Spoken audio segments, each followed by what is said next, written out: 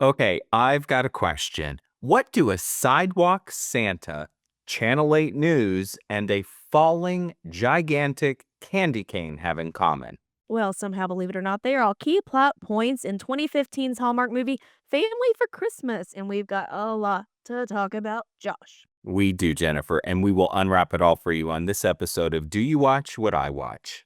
Sit down and watch, then have a talk with Jennifer and Josh. It is Coal for Christmas with a question mark in June here on the podcast, where we are recapping and reviewing some Hallmark movies from the catalog, Jennifer, that necessarily didn't have all of the fans quite feeling the love, right? That's right. We asked you guys what were the worst movies because we always talk about the best. And sometimes it's fun to talk about some of the not as beloved movies. And you guys responded. And here's, one on the docket that we hadn't seen it. It's a Lacey Chabert movie. We needed to talk about it. Have you seen that Lacey Chabert has an ornament in the Hallmark catalog this year? I It's haven't. like a figurine of Lacey Chabert. You too, not an ad, can have Lacey on your tree. I just think that's really random. But also, who will they do next? They have to do a Tyler Hines one, right? Oh, for sure. The Heinies would absolutely go.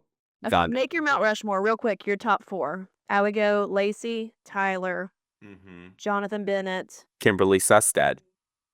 Oh, you go Kimberly. I'm gonna go Ashley Williams. Oh, well, there you go. Yeah. Mainly, I mean, those first three, they are putting on all the Hallmark Plus promotions, so they definitely are elevated. But I mean, there's a lot to go through. Hey, we'll see. Maybe you'll get one for Christmas this year, Josh, Stay tuned. under your tree. All right, now for the summary from IMDb on this movie. After a conversation with a man playing Santa Claus during her office Christmas party, a woman wakes up to find herself married to her college sweetheart with 2 kids and questions her life choices. Let's go. All right, so we kick things off at a small town airport. A young couple is saying a tearful farewell. Hannah, played by Lacey Chabert, is doe-eyed when Ben, her boyfriend, gives her a key, literally like a key on a ribbon. He says it's a key to his heart. Okay. And they swap I love yous before she hops a plane to San Francisco for a big hotshot internship in the exciting world of TV news. Here we go. So, flash forward 10 years, just like that. We're 10 years in the future. It is Christmas time in the big city, and we see Hannah is now on a bus bench as the quote unquote fresh face of Channel 8 News. She's on a big I-Team stakeout in a white van, and we get from go that she is all business all the time. She's clearly trespassing, however, to shoot part of her story. She nails the story, nails the live shot, and some news dude, her boss, is flirty. He's her boyfriend, which is problematic. HR, hello, ring ring. I would like to report a situationship at News 8 or whatever. Yeah. Now I know why she's the fresh face of Channel 8 News. Now, you don't know she didn't earn that, okay? Okay. She earned it. She's a hardworking woman. How dare you? How dare you accuse Lacey Chabert of that? I'm not accusing Lacey of nothing. I'm accusing Hannah of some things. However, Well, be more professional, maybe. maybe. Now, all of her work, Candle. certainly has paid off. Hannah learns she is headed to New York City for a big hotshot promotion. And the way that they tell you how people get promoted in the world of TV news in these movies, just not saying I might have intimate knowledge of how such thing works. It's not this way. I will tell you that much. Shocking. Okay. Yeah. Yeah. So, still riding high from the news of her big promotion, a sidewalk Santa asks her how she knows what stories are real, and she says to trust your instincts. Clearly, the theme of this thing is emerging early. Now, Hannah's coworker is this gal, and she pitches her a pretty feel-good story, which Hannah likes the idea of, but she kind of sort of steals the story idea. So there's that. It's a little icky to me. Yeah. Didn't love that. Didn't love that. Hannah's waiting for her town car because she's very fancy in her high rise with her leather sofa and her dim lighting and all of this other stuff. And she gets this Facebook request from this dude named Ben. Oh, it's Ben 10 years later. Ben 10 years later. So she is all sort of in her preliminary feels, kind of like that early stage of like, what's this about? I like to call that the preliminary feels. Like we know that she's ultimately going to have feels, but these are the preliminary feels. Right. They're not full-fledged yet. Not full-fledged feels. No, exactly. So she's all in that state when her town car arrives to sweep her away to the big Channel 8 News Christmas party. The boss, the big station owner, whatever, not a job, trust me. It is on the newsroom and what's that other Apple Plus show I watch? The morning show. I know news because I've watched those shows. They always have a big boss. There are big bosses, but they make this out to be some corporate person who, it's just, okay. That's totally right. Yeah. Okay. Sure, we'll go with that. Yeah. What do you know? What do I know? Nothing. Mm-mm. So that person, the big boss, breaks the big news about Hannah's big move to New York City, which her own news director / boyfriend apparently didn't know about until that very moment. Whoopsie-doo. Mm-hmm. Their relationship is over. However, both of them sort of just call it quits pretty darn amicably because they have both chalked it up to the reality of being in news that you have to be in love more with your career. So here we go. Familiar trope in the Hallmark space. What are you thinking a few minutes in, Jennifer? Listen, I've never been in the newsroom officially, but I will say I personally think you can have a career and a personal life, Yes. especially if you're a female. Yes. It can be done. But Can be done. Hallmark 2015 said nay. She had to choose. She had to choose. And Either be a what mom have you or seen? Yeah. be a news anchor. Yes. Have you ever met news people that only believe their life is news? That Well, they would just chase down, the hot bits. I don't even know what to say. The next hot story. the next hot story. Well, I will tell you, not that I would have intimate knowledge of such things. No, but I thought you might have friends who had been in the news. Yes. I think that I have seen television news be one of those places where people can really stake a lot of their identity on that Mm-hmm. in some ways that are not necessarily healthy, right? Because I think I hear from my friends who are in television, again, not that I would have intimate knowledge, that it's kind of one of those where you think it's way more important than the average person who is not in television news really believes it to be. And this has been Commentary on Journalism with Josh. You're welcome. News. Our first episode had a news van, and literally their name was News. And so anytime we reference that throughout our podcasting career, that's what it's making. You always call it news. It's a throwback. She's a news gal. Yeah. It is. Now, back to this one. So, for reasons unknown, Santa Claus is roaming the hallways of Channel 8. And so he happens upon Hannah's office and pries a little bit about her personal priorities, which Hannah is not having. She's not going to have this conversation with Santa Claus because, she has simply forgotten the reason for the season. She is all business all the time. She doesn't have time for Christmas. She doesn't have the heart for Christmas. No, she's business. And I did think it was weird that Santa was just meandering around. Like, did he have to take a leak? Like, was he drunk?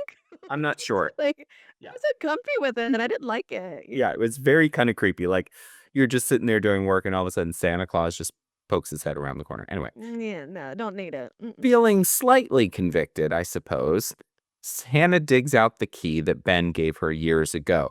Now, Santa's words are ringing in her mind as she falls to sleep.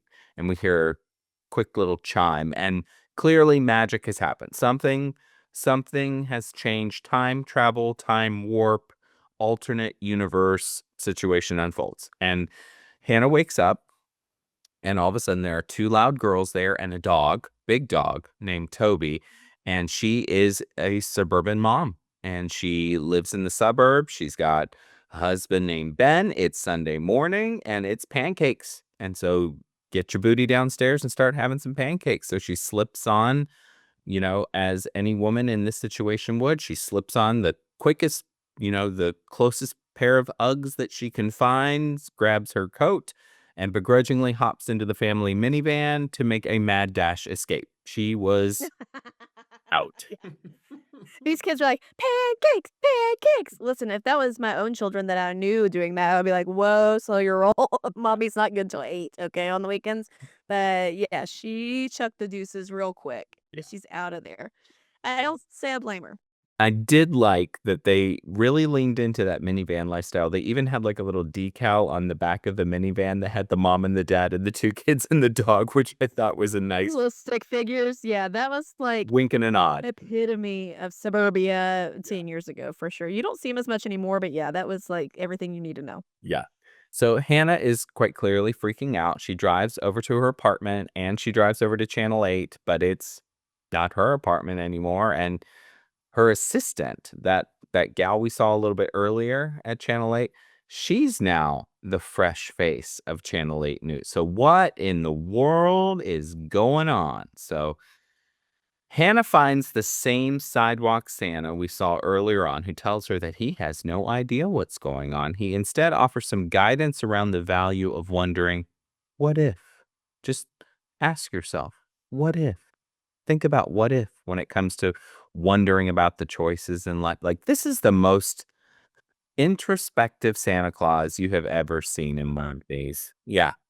Santa, are you still drunk? I do not accept this as a solution to my problems. You put me back in my nice condo, my high rise. You put me back in my red bottom shoes. I want none of this, Yeah. Santa. Yeah. Mm. Apparently, this new life, however, says Santa, is the deepest wish of her heart.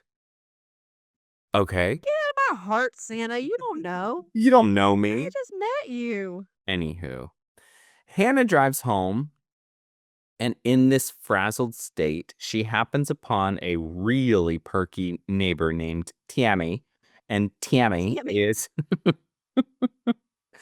Tammy is a lot. She's very excitable and very excited about all of the things. And so Hannah manages to pry her for information about her life that she finds herself in and musters up the courage to walk through her front door of her house. So she and Ben kind of sort of make up here a little bit, and Hannah learns that they're hosting some sort of neighborhood Christmas party at their house. It's so all of a sudden she's supposed to be making something with mushrooms, and so she winds up fumbling around the kitchen while her daughters wonder what's up with mom. So Hannah convinces the girls instead to make the dish.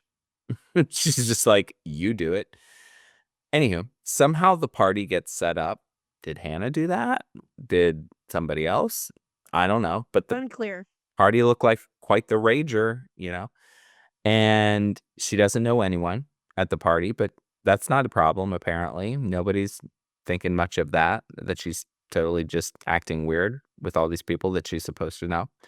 And she learns that Ben writes advertising. So Ben was working on a novel 10 years ago before she left to go be in news. And apparently Ben gave up on that and is now writing advertising. So a lot going on here, right? And so in the midst of this, she gives herself a little bit of a pep talk about settling in to this weirdo season that she finds herself in, and she goes off to bed with Ben. So still sleeping together. Okay. Oh, you don't like Yeah, I it? guess. No, I don't like any of this. No, and he like rolls over and like puts his hand on her. It's nothing sexy at all because it's Hallmark. It's just like what you would do as a married couple, very innocent. And she knew this man 10 years ago, so it's not like he's a total stranger. But I visibly was icked out, like I cringed because. Oh, why is he touching her? And why is she still in this? And how does she get back? I did not like any of it. And I'm sorry. He should be in tune enough with his wife to know she's had head trauma or something. Like, maybe let's cancel the Christmas party and the mushrooms. Like, maybe let's give it, like, let's take a beat. Let's sit the Christmas holiday out for a day or two Yeah. until her brain reshapes because something Yeah. has happened to this woman, minimum. Maximum, she's time traveled from another lifestyle, from Santa. Yeah. Because she tells him that she is not this woman. So she's clearly making all these delusional statements. She's having amnesia, Some concussion, concussion. something something that like she that. fell off a ladder. None he's like, "No, no, girl, get in the kitchen and make my mushrooms." Yeah, make my mushroom dish? Come on. Come on, Benjamin. At the very least, she needs a psych eval, Benny. Get it together. Get it together. Hated it. Hated all of it. Mm-mm. And everybody else at this party is to blame too. They don't realize she's messed up. Tammy doesn't take a hint. Yeah, Tammy, Tam friend, Tam. get a clue. Tammy. So Hannah has a breakfast blunder the next morning with cereal because she doesn't pour the cereal correctly for the girls. Whatever. Ben's off to work. She's not sure where to take the girls to school. So she's a stay-at-home mom. She's supposed to take these girls to school. She doesn't know where school is, right? And I'm also wondering, like, does she know what time school is? Like, how does she figure that out? The whole 9 yards. Yeah. So clearly she's got a lot of problems here. Now she convinces the girls to handle the details, to remind her of all the details of her life, and she will quote unquote focus on Christmas. Sure, Jan. These poor kids. They're like, mom's messed up. They're the only ones that notice or care. Mom ain't right. Mom can't even get to her phone. She can't remember the password to her phone. And she like does a little tap shoe dance and gets them to, believe this whole I'm going to focus on Christmas thing. And it works, I guess, but it's so awkward. It's so awkward. Anywho, the girls throw her a bone and give her the password to the phone, which is family all uppercase exclamation point. Of course, it's going to be that as a password. Because she's the head of the PTA. She is in charge of program or recital or something. I don't know. She's got weird tendrils, book club. She's got her suburban tendrils and all of it. Yeah, all of it. Yeah. So Hannah and nobody gives a hoot that she has head trauma. Exactly. And is acting really weirdly. Anyway, so Hannah breaks into the phone with that very secure password, right? So she's able to get into the phone finally, and she's scrolling through all of these pictures on this, what, like a 2006 iPhone? Was this? It was the ugliest. This was in 2015. Yeah. The phone was The iPhone was really quite old. Yeah. And later she has a sentimental moment looking at the handmade kids ornament. So she's sort of like trying to piece together what this life looks like. She Googles herself to try to learn more about who she actually is.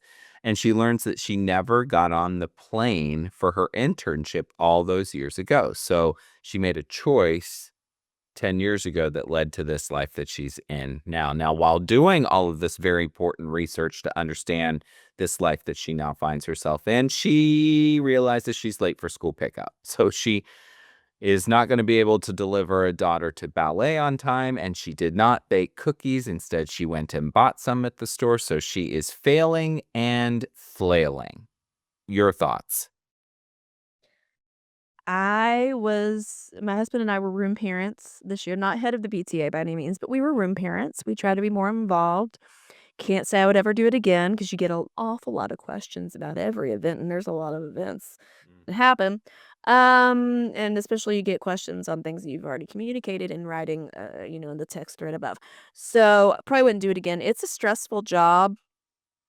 I don't know that I've ever been to an event and I've been sad that there were pre-purchased cookies over homemade. I mean, who Yeah. cares? I don't think Like, care. kids certainly don't care, and if No. parents care, that should be at, like, her mushroom party if they care about that, not at where little germy, grubby paws are gonna be taking them in the school cafeteria. Yeah. She sets a lunch. Too much pressure. She sets a lunch date with Ben, but school drop off the next day is a mess. The girls are mad, and she's sharing her frustration with Toby the dog. So now she's delusional, doesn't know her life, and she's having conversations with the dog. Can we institutionalize this woman for a minute? Maybe just take a beat. give her a breather. I don't know. Yeah. The girls simply say, you know what, Mom, here's what you need to do. Try harder. Yeah. That's Girls have helpful. 0 grace now. You're failing as a mother. She set the bar way too high. Yeah, That's so the problem. he does what any aspiring stay-at-home mom should do and bake some cookies. Stereotypes much? I mean, like, the stereotypes here are just absurd. She's It's in like the kitchen as she should be, yeah, as she was destined to be. just destined to be. We get a baking montage followed by a photo album reminiscing montage, which was interrupted by the smoke alarm because she forgot the cookies and they burned. So, cookie fail. The lunch date is a kind of nice heart to heart about not wanting to change a thing because Ben's basically like, I love our life. I think this is exactly what I envisioned for us, blah, blah, blah. Hannah must be feeling a little bit better on the back end of that conversation about her new life as a suburban mom because she takes the initiative that night to go off to the school to help decorate for the big pageant, and she brings the kids and her husband along with her. It's a nice scene now. Hannah is, I think, starting to catch some feels for her husband, which is a novel concept. And they're off to see Santa Claus. And what do you know? It is that same sidewalk Santa who just pops up again and he Mhm. winks at Hannah creepily. Yeah. Yeah, I don't like it. I don't like it either. And Ben noticed, he was like, "Santa winked at you." I Yeah. think Ben was jealous. "Get back in the kitchen." I know. Get back in the kitchen, make some more cookies, but don't burn them, Miss I let Ben. you out of the kitchen for 5 seconds, you get winked at by old Saint Nick. Honestly. Now, this apparently is some kind of holiday market. It was unclear what this event was. But what are the odds? Carrie, that fresh face from Channel 8 News, just happens to be there, and she's going to be doing a live shot about something. While she's there, I got lost. I don't care. Anyway, we get a staggering brief moment of peril. And when I tell you this came out of like left field, the leftist of left field. She's sitting there, she's got her little microphone. I'm Carrie from Channel 8 News, blah, blah, blah. Out of nowhere, we see that from the sky, this gigantic candy cane decoration just topples over and knocks Carrie to the ground. She's on the ground, kind of sort of passed out, not really. I mean, She's trapped under the weight of the candy cane. trapped under the weight of a candy cane. And instead of helping this poor young girl trapped under the candy cane, what do you know? Hannah grabs that microphone and sees an opportunity. She pops up, tells Carl, the photographer, because of course she knows the photographer's name because she knew him from real life before she traveled back in time to this little world, tells Carl to keep rolling, and she decides to just take over and does a live shot. She rolls with the punches. The show must go on. Who cares if Carrie's been smushed by a candy cane? The show, the news must go on.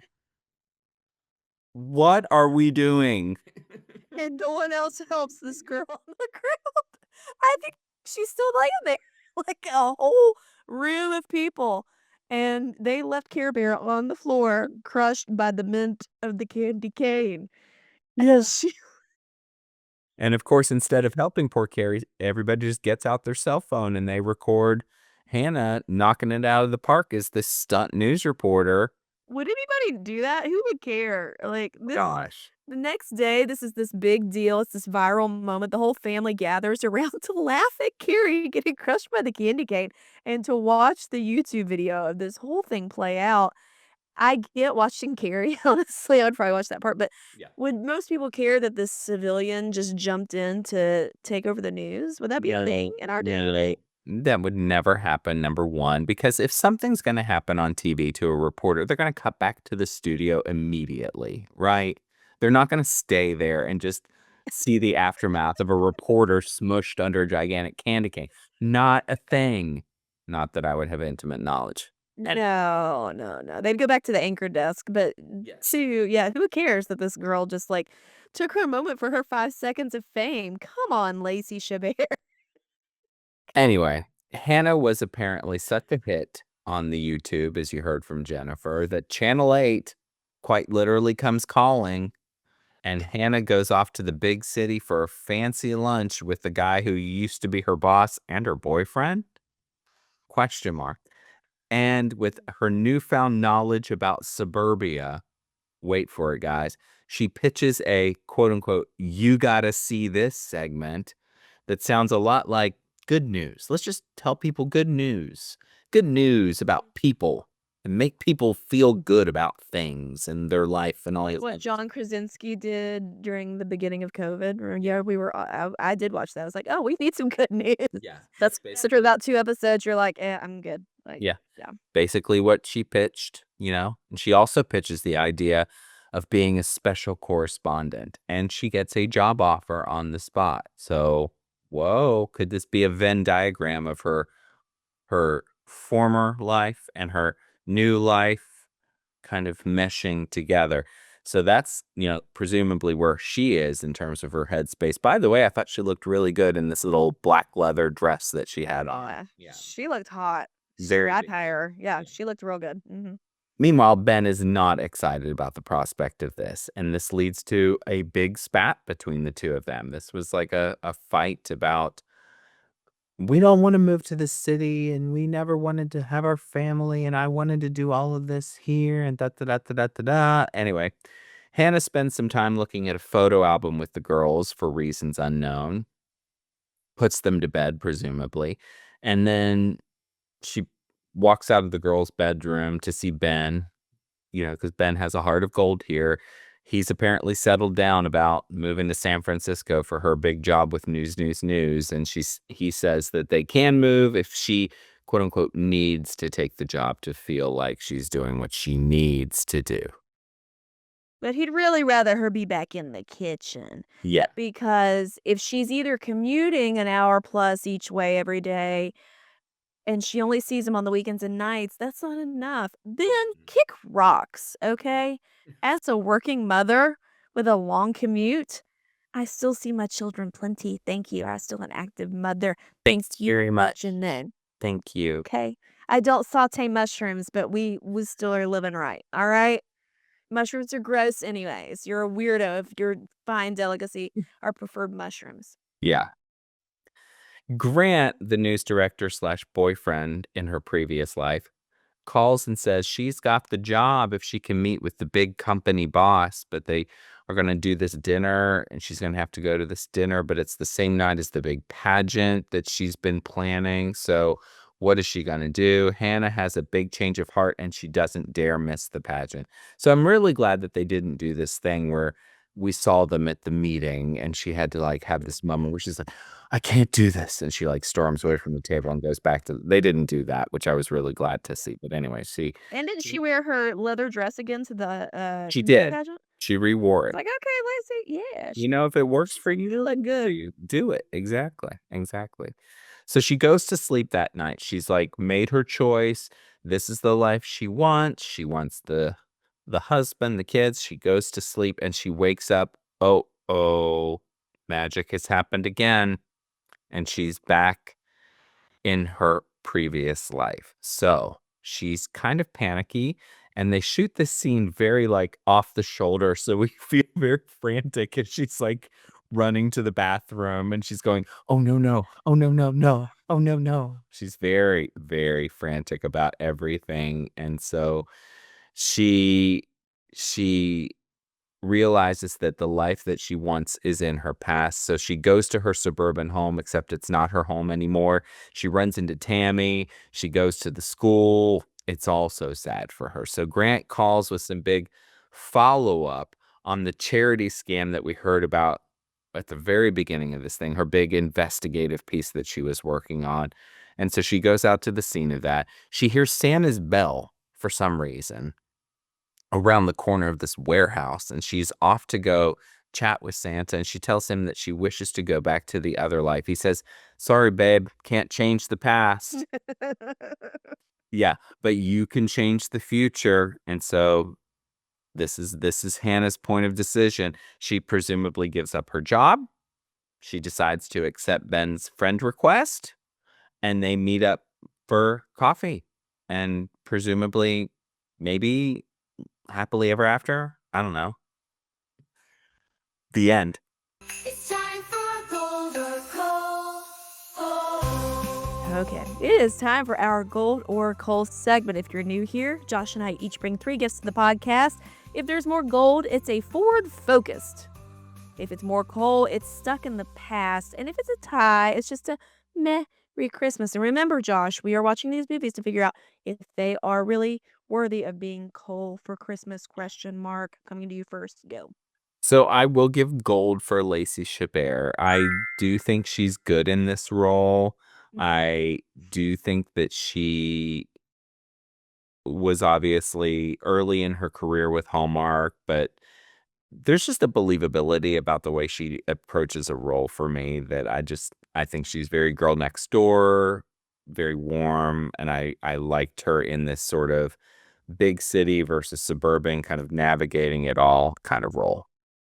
Yeah, and I really she had some funny moments too. I like when she's talking to the dog, and I like when she's at the dog park, mainly with the dog. I liked her scenes with the dog, Yeah, right. but yeah. I will start off by giving some coal. This is not a Christmas movie. This is a horror movie.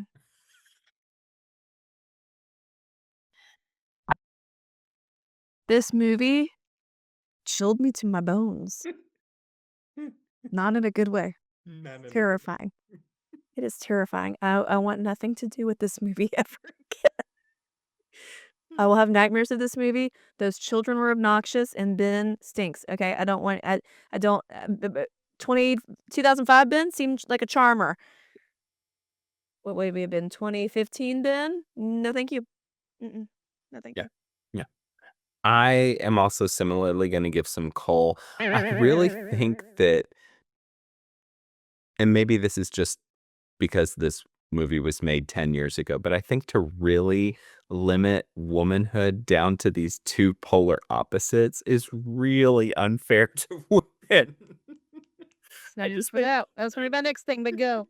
I just think it's really like we see one extreme versus the other extreme, and it's never presented that like maybe there's some place in the middle where it can all work together. I don't know. It was very icky to me. It's so icky. And the fact that Ben freaked out so much when she proposed this idea that I could be on the news. But then what happens with their food? Where the children will be motherless. Like, I said it again. Kick rocks, Ben. Kick rocks. I will give my next gift some coal. This movie is so quiet. There's no backing music in most scenes, and it's slow. It's lots of just like again, it's eerie. It's like her just wandering around trying to figure out where she is, and it's just boring and drab. I'm gonna give some coal as well. It's really weird to me that we have this whole alternate plot line, and ultimately we learn to kind of like these two girls who, at the end of the day, never existed. The daughters? The daughters. Yeah. Yeah. It's just weird. They're dead. They never they're gone. Yeah. Because it's not like she went back to that timeline. She's just starting over Yep. in 2015 with Ben. Yeah. I also can we talk about how she gave up her job to go on a coffee date with this guy? Like, there is no guarantee you will even like this man. No. And you shouldn't because he needs to kick rocks. But, like, okay. Aside from all of the sexism and just ridiculous cliches and tropes that go against everything I stand for as a working mother, with trying to balance it all. The most unrealistic part of this movie, which gets coal from me, is that she stops in the car drop-off line at school every day. She gets out of her vehicle. She gets the children out of the car. She whispers sweet sentiments to them. She gets their backpacks on, their coats, and then gets them Nope. into the building. Then, at one point, she gets back into the vehicle, takes a phone call about a potential job interview from News, and gets like one measly little hurt. And she's like, "Oh, sorry. I don't know about your school, but car drop off line, you barely put the car in park." Okay. Yeah. They're like, I here's your kid, go. My head is on a swivel. My phone is nowhere to be found. I'm not getting distracted in the car drop-off line because drop-off, you put the car in park. Do you have your water bottle backpack? Go, go, go, go, go. Pickup's even worse because at pickup, you have to have a car tag that says their name. Once they get in, at my kid's school, he gets in. If I forget to take the tag down, the looks you get and the tune you get, you need to take your tag down because that's how they determine if your kid is in the car safely or not, right? But like, Yeah. moral of the story, none of this would happen even 10 years ago. Unrealistic portrayal, Wow. suburban motherhood. Yeah. And very quickly, my last gift will be coal. This fake news trope, I'm over it. We got to move on. It's just so unrealistic. It's like they hold up news as this like end all be all pseudo celebrity career, and it's not that. Let's please move on and find some fresh fodder. I don't know. Maybe we do something with interior designers. Then there's a New one that we that's a new one. Yeah. Exactly. We've also done that. Yeah. Oh, geez. Anyway, so the bottom line, we had just one gold. We had 5 pieces of coal. Yeah, we kind of think this one's a stinker. Final thoughts for you? This movie was dreadful and I never want to see it again. I thought I'd seen it and maybe I've like seen bits and pieces. I knew the gist. It's kind of like Family Man, you know? No, it was awful and it made me irritated and also bored at the same time. So, no, thank you to that. But that's why we're doing this. You know? Exactly. And I thought it was a fun conversation. And that's ultimately, at the end of the day, what we want to be all about is having fun. So, have you seen this movie? What did you think? Do you agree with this? Do you think we're right? Do you think we're wrong? Let us know in the You believe women comments. should just be in the kitchen making mushrooms at all times. Maybe she had some mushrooms and that's what led to this trip. That would make more sense. Could be. Could be. I like that. Yeah. I like that fan theory. Yes. Do you have a fan theory about this movie? Let us know in the comments below. And that, friends, is another episode of Do You Watch What I Watch? Hey, if you had fun with us on this episode and like the kind of content we're producing, be sure to go ahead and subscribe to us here on YouTube and bop that like button to tell the algorithm you want to see more of this kind of content from us. That's right. Special thanks as always to Nick Schwartz for our theme song. Thank you for being here. And hey, stay tuned to our socials to see what we're going to watch next. We have a couple other doozies coming down the pike that you all said were the worst Hallmark movies of all time. We're going to talk about it and let you know our thoughts. But one thing is for sure, we're going to have much to discuss. But until then, May your days be merry and bright. We will see you very soon.